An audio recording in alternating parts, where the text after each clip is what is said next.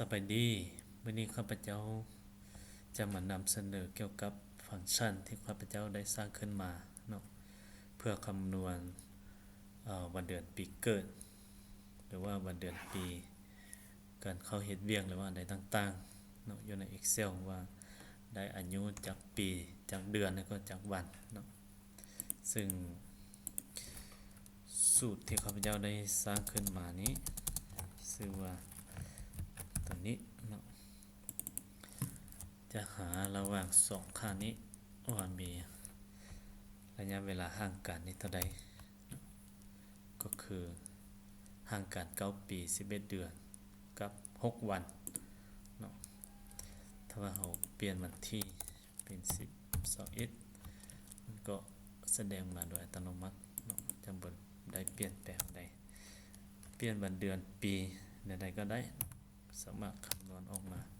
ได้ถูกต้องแล้วก็แม่นยำเนาะถ้าอยากให้แสดงแต่ปีเนาะให้ใส่เครื่องหมายนี้แล้วก็ไปติดใส่ช่องที่เราพิมพ์มาปีมันก็จะออกมาเพียง10ปีแล้วเดือนก็จะกับวันที่กับวันก็จะบอกออกมาแล้วเนาะถ้าว่าเราใส่เป็นเดือนก็จะแสดงเดือนกับปีเนาะก็คือ10ปี8เดือนเนาะมีดังนั้นเนาะหรือว่าถ้าหากว่าถ้าจะหา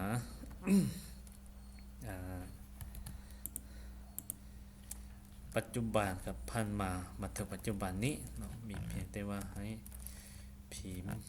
สูตรตัวนี้คือเก่าแล้วก็ต้องการหาตั้งแต่วันที่5เดือน5 2009มาฮอดปัจจุบันก็คือวันที่3เดือน10 2025นี้ห่างกันจากปีจากเดือนแล้วก็จากวันเขาก็มีแต่ว่าใส่คิดใส่ช่องเสียงที่เขาต้องการหานั้นแล้วก็อินเตอร์ว่าสูตรก็จะคำนวณมาโดยอัตโนมัติซึ่งบ่จำเป็นต้องพิมพ์วันที่ปัจจุบันนี้ลงไปตัวนี้ก็มีความสะดวกก็คือตั้งแต่วันที่5เดือน5 2009มาฮอดปัจจุบันวันที่3เดือน10 2025นี้ห่างกัน16ปี4เดือนกับ28วันเนาะ นอกจากนั้นอีกสูตรตัวนี้ก็ยังสามารถคำนวณได้ระหว่างปีพศกับปีคศด้วยกันเนาะก็คือจากตัวนี้เป็นปีพศเนาะมาหากับปีตัวนี้เนาะก็คือวันที่5เดือน6พศ2532มาหาวันที่21เดือน8ปี1918นี้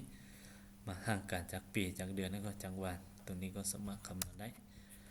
นั่นก็คือ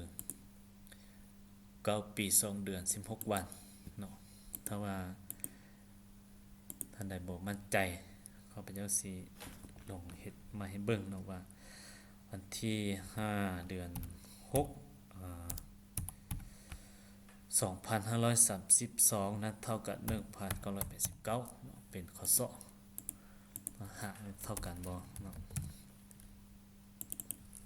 จากนี้เอาตัวนี้ก่อนก็ได้เนาะตัวนี้นั่นก็คือได้ผลลัพธ์คือกันเนาะหรือว่าสามารถหาพศกับพศก็ได้เนาะจะเท่ากับอันนี้กับตัวนี้ก็คือระหว่างนี้มาหานี้แม่นห่างกัน28ปี1เดือนกับ1วันเนาะก็สิมีเนาะฟังก์ชันที่ว่าสูตรที่ว่าข้าพเจ้าได้สร้างมานี้ก็หลักการของในการคำนวณหรือว่าการคิดไล่ของมันก็มีแต่เท่านี้เนาะถ้าว่าท่านใดสนใจในใดก็สามารถติดต่อผ่านหาข้าพเจ้าได้เนาะระหว่างสูตรตัวนี้